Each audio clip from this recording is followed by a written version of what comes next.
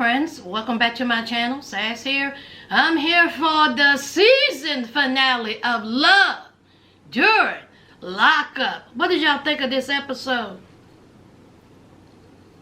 I thought this was a sad season finale. It was just me. Or did this episode seem thrown together? Things was just everywhere, poorly edited. That's just me. Some of it didn't even make any sense. It was like, okay, we're gonna need for this person to do this just to fill in some storylines.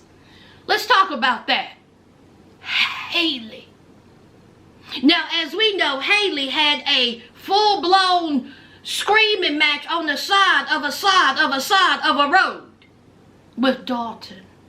Just screaming all up in that neighborhood in front of them people's driveways, child. And she says that it's over. It's done. F him, because apparently he was sending money to the ex. Now, Haley has been told over and over again all through this season, don't be messing with Dalton. Dalton is no good. He's a user. Even his mama told Haley that. So then we see Haley's homegirl, co-worker, homegirl, what's her name, Emily. Now, Emily has feelings for Haley. Now, we only seen Emily one other time. But now Emily, she got all these feelings for Haley, and she done took Haley and Haley's bad eyeshadow on a gondola ride. I said, what in the great value Hallmark movie going on here? Haley in a gondola ride? So here's her friend Emily expressing her feelings to Haley. Here's Haley. I don't know what to think about this. I mean, I did have a big fight with Dalton. And here is my friend who likes me. I mean, I've been with women before, but... So then her friend is telling her that she got these strong feelings. Touchy, honey. She is grabbing Haley, rubbing Haley. Haley look like she got the fear of death in her eyes. I don't buy it. Not one bit. So Haley looks very uncomfortable. And then we got homegirl. They go in for the kiss. Haley done kissed her on the cheek. The homegirl is kissing her on the cheek. And then they just full-blown kiss. Really now? Really, Love during Lockup producers? You want me to buy this broke down storyline? I don't. So then, after we see all this spectacle, we see Haley. Haley is getting ready to do a phone chat with Dalton. I said, what? She said that she likes Emily and she appreciates Emily, you know, sticking her tongue down her throat, but she just see Emily as a friend. You think? So we see Haley. She's reminiscing about Dalton and his elementary school letters that he done wrote her. And she says, Dalton, I love him. I mean, I know we had a big fight, but I love him. So Dalton is on video chat. He done sent her a gift, child. One of his homeboys in prison done drew a portrait of Haley and her son. May I add, it was nice. The talents that are inside these prison systems. They're artists, they're MacGyvers, they're chefs. Why can't y'all use that on the outside? Instead of on the inside getting paid with oodles and noodles, phone calls, and crunchy munch.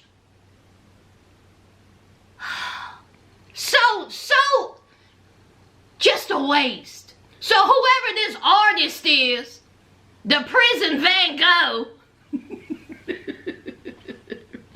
so here is Haley. Oh, Dalton, I love it. I love it, Dalton. So Dalton is saying sweet things to her. They're talking about their future. They're talking about when he gets out. And then Dalton says, I love you. I miss you. And then here is Haley.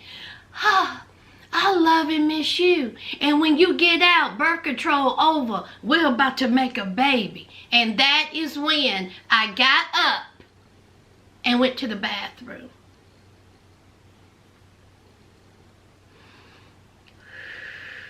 Now see, as we have seen these inmates inside, they're going to tell you everything you want to hear. But once their feet hit the street, it's totally different. Totally different. Now let me segue into Santiba. Perfect example. Santiba was going to go from Maine to Florida for Tulsi, the love of her life. Because he told her so many sweet things, so many things that she wanted to hear. You're beautiful. I love you. I want to make a life to you with you. It's just me and you. Mace too. So 39-year-old Santiba found out that he was full of lies, had another woman.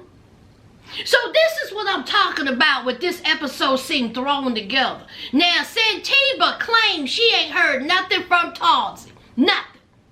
Tulsi calls her and she says, hello? Question mark. He was like, what's up? She was like, who is this? Girl, who do you think it is? Like you didn't know Tulsi's voice. You knew it was Tulsi. And can I add, honey, Santiba looking real rough these days. Huh? Santiba, what's going on with you? So here's Tulsi. She was like, why are you calling? You ghosted me. You lied to me. Why are you calling? So here's Tulsi talking about he calling so they can have closure. So they can end this chapter in their life. She was like, what? Why don't you tell me what really happened? Why don't you tell me what the deal is? You out there with another girl? So here's Tulsi and his sad excuse as to why he's a piece of trash. Tulsi says that when he got out, he went on her Facebook and was looking at her post. And apparently some dude had posted about going over to her house. So she was like, so you mean to tell me you seen a post that some guy was going to come over to my house and that's why you did this? He said, oh no, let me correct you, Alpha. Not coming over, been there. See, that's a big difference. See, you was out there, from what I'm reading on Facebook, you out there wilding out, so I thought, hey, I might as well too.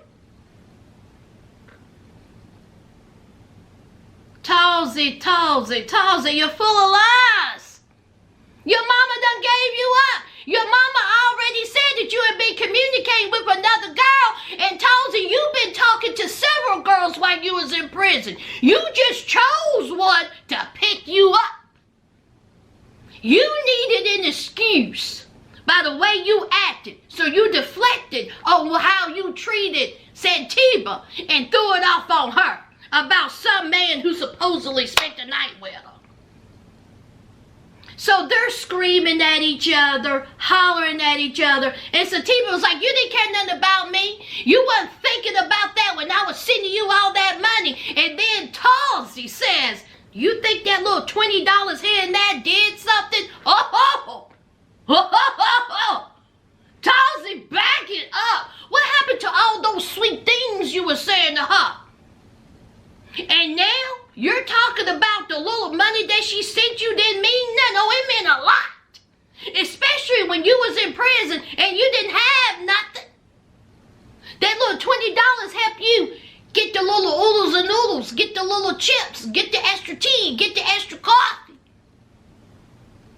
You was talking to her nonstop. She put money on the phone. Honey, I tell you, Tulsi is a piece of trash, a real work.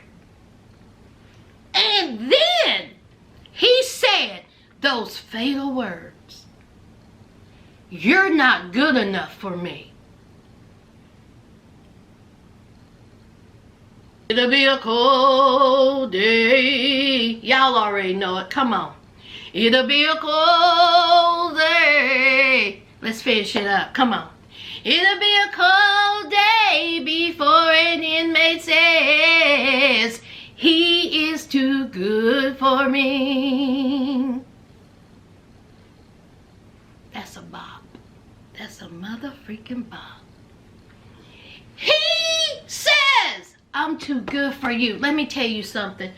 I don't know where he was at that time, but I would have put on my Scooby-Doo hat, my Matlock hat, my Murder, She Wrote hat, and I would figure out where he was, and I would take a dump in his face. That's what I would do. Because, see, I'm mature. Honey, the cussing that I would have went off on, the nerve of him, the gall of him, the audacity of it all.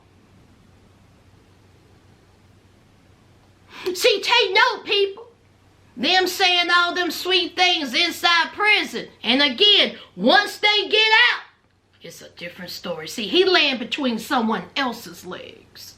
He don't need your little $20. He don't need your phone calls. He don't need your warmth. He don't need your touch. He got somebody else. And that means he can talk to you any way he can. Santiba, she was upset, crying, snot flying. F you, F you, F you, F you. Don't ever call me again, click.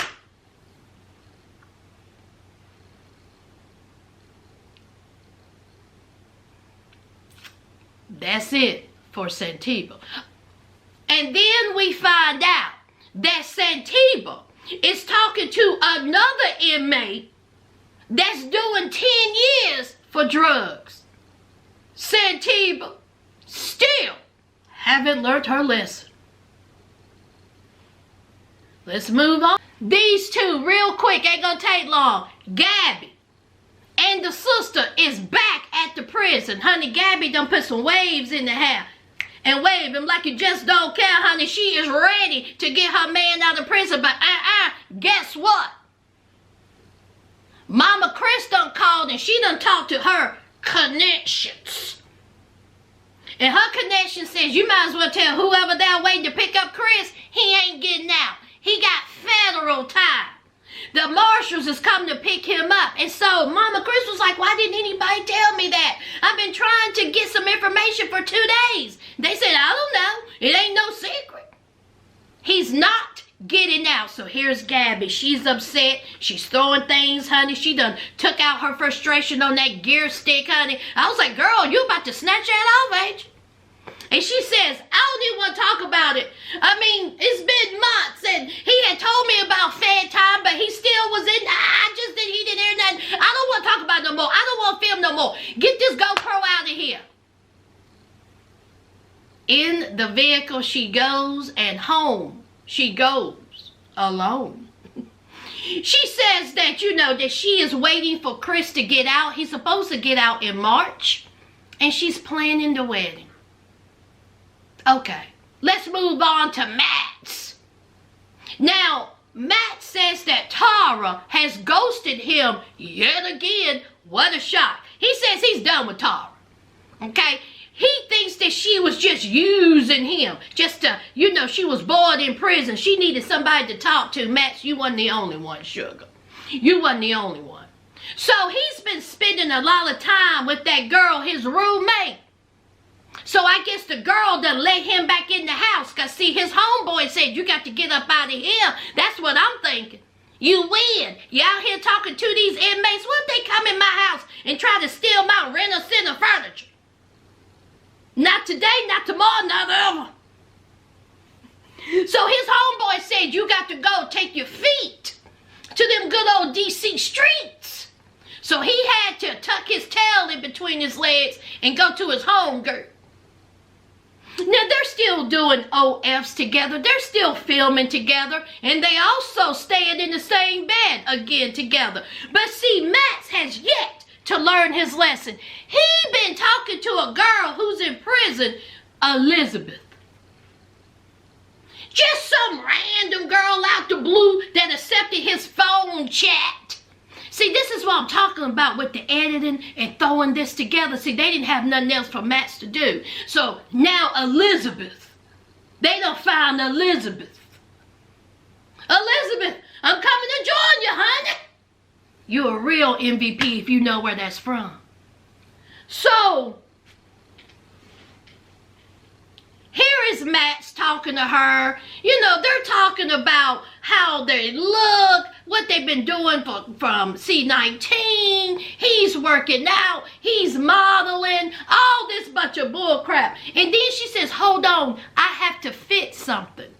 So she stands up. And y'all, I thought, the first time I see this, I thought she was doing a twerk. I said, what in the struggle twerk is going on here? So she's up there fixing something absolutely ridiculous. So then the call drops. But before that, Max finds out how long she's in there. And she said it with a smile on her face. Oh, I get out in 2032. Now, she already been in there for 5 years, so she got sentenced to 15 years. What type of homicidal, I done took somebody's lifetime did she do? What did she do? 15 years? I don't ever want to see Max grace my television ever again. He said that he's still looking out for the inmates. He said he still want jail love. Let's move on. All right, let's talk about Tai, Boston. So it was another meetup, as we know. Boston done flicked some water on Ty's face. Ty was like, honey, she hit her like a feather. And then she pushed her. Producers trying to break it up. Boston's friend is trying to get at Ty. It was a mess. How embarrassing. How embarrassing. But see, Ty got something out of it. She says that now she is convinced that Boston isn't lying. Now see, all this time, she wasn't convinced. But this one particular time she is, because she says that this woman done took an ass whooping. From who, Ty? From you? Now I know you lie. And then she says, and then she comes back to risk her life. From who, Ty? From you and those feather heads. Girl, go somewhere and dig a hole and sit in it. We all seen that struggle fight.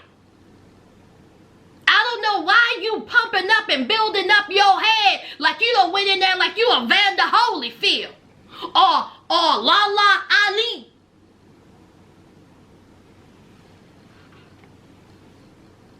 So she says that what really tipped her off, what really convinced her is that raggedy $1.99 sweatshirt that Boston had on. Because you know, Hottie has merch. Now see, I was having a conversation with L Boogie, and I was like, you know what? He got merch, and I don't have merch. Put a like if you want me to get some merch up on this business. I can't be having Hottie outsell me. Y'all know after one wash, that sweatshirt is going to de-thread.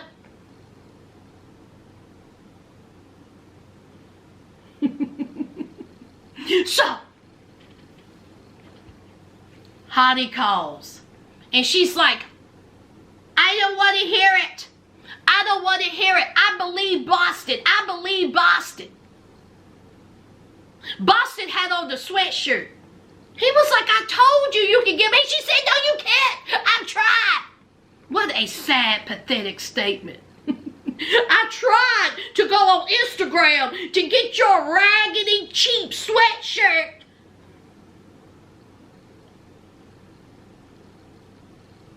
So she tells Hottie that he's a liar, he's a user, that, you know, she wants everything to be done. Meanwhile, Hottie is on the other end begging like Keith Sweat. Please, baby. Please. Please, she ain't the one. I don't even like her like that. I barely know her. Please.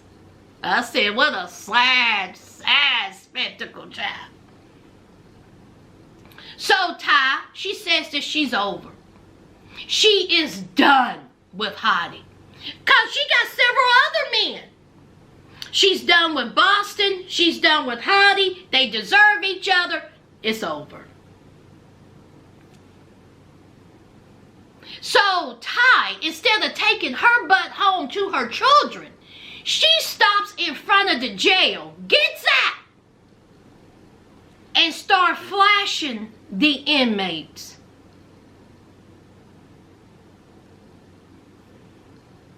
Tai, I'm going to need for you to stop. Tai, I'm going to need for you to get in that car. Tai, I'm going to need for you to go home. Tai, I'm going to need for you to spend time with your children. Tai, I'm going to need you to act your age. You out there in the middle of the street in the daylight flashing your boobies. Tai says that she still got other hookups. She got like 4 or 5 of them just dangling. So that's who she been talking to. Child, I'm tired of Tai. Let's move on. Last and certainly, and I mean certainly, and I mean certainly, least, Indy. Indy's back home, y'all. Been a couple of weeks. Harry's still in halfway house. So Indy needs to talk to her psychic friend. Now let me just side note right here. This little psychic friend of Indy's, why ain't she a millionaire? Because she got all the answers. She knows everything. She needs to be a quadrillionaire with all the information that she knows. So Indy is talking to her about her relationship with Harry. How's it gonna go? So her psychic friend said, you know what? I see y'all together. I sure do. I see y'all together, but see, there's a little stumble. There's a little stumble on the way. See, Harry, who is in the halfway house, see, he's there with you mentally. But see, not physically. See, he needs physical touch. He needs to be touched. And she feels like that he's being touched by somebody other than Indy. Girl, he cheating on you. See, that's what her psychic friend said from Maryland. I do believe. Indy, come here. Now, before I tell you to get a CAT scan and get you a whole new friend, this is what I'm going to say. For your friend to sit there and say that he needs physical touch, this is a boy who's been in prison since he was 17 and had a touch of a woman. Of course, he's going to want some physical touch. Who wouldn't when they fresh out of prison? And now all of a sudden he cheating on you. She for sure. Oh, boy.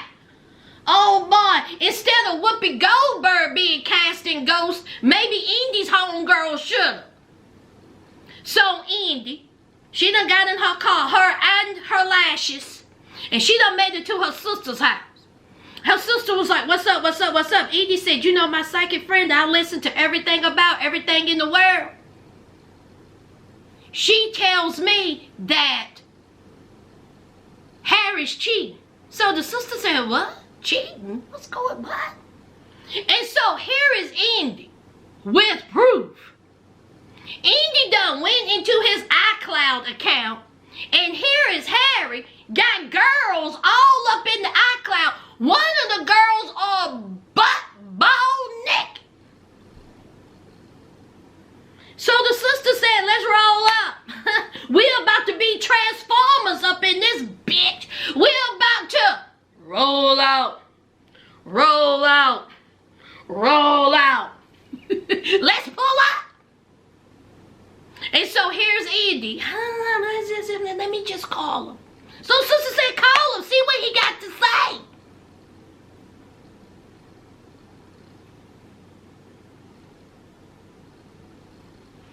So here's Indy calling Harry. Hey, what is that? Alcohol? What is that? Well, he was like, girl, I just had a couple of sips. He's smoking. Type of halfway house is this? So then she asked him, she said, listen, I went to go see my psychic, and my psychic said you cheating. He says, what? He says, I told you no. Your psychic friend is a whole lie. Now, mind you, Indy has proof of this. Harry steady lied with a straight face. Your homegirl lied. I'm not cheating. Quit listening to her. Don't play with me. Okay? You bet against me. You lose every time. Harry is sitting there lying out his teeth. Indy knows this. And Indy come talking about, listen, just tell me. I just want to know. I just want to know. I won't be upset. I just want to know. I was like, Indy, shut up. You look pathetic, sad, weak. Cuss him out. You have proof on your phone. Who you think those girls are? Do you think that they just floated on that cloud into his phone? So here's Harry. And Harry said those fatal words. I ain't lying. I say this on everything that I love. Stop right there. See, whenever a girl or boy, man or woman or whomever say those words on everything that I love, it's a lie that's coming behind it. Guarantee. It's a lie. You're lying. I bet on everything that I love. You lying ass. So he gets upset with Indy. Indy still don't know what to do. So we see a preview of next seasons of Love After Lockup. Harry admits to Indy that he's been cheating. He admits it. And what does Indy say? I still love him. Because see, our love is unconditional. Indy, I'm going to need for you to run. And I mean barefoot. At 100-degree weather. On pavement. With glass on it. High speed. That's what I'm going to need for you to do, Indy. What is wrong with you? What time is your appointment for your CAT scan? This boy has openly and admittedly said he cheated on you. And you talking about unconditional love. Y'all, I can't take none. And not only that, she knows that he cheated, and she still wants to pack up her life and her child and move to Ohio.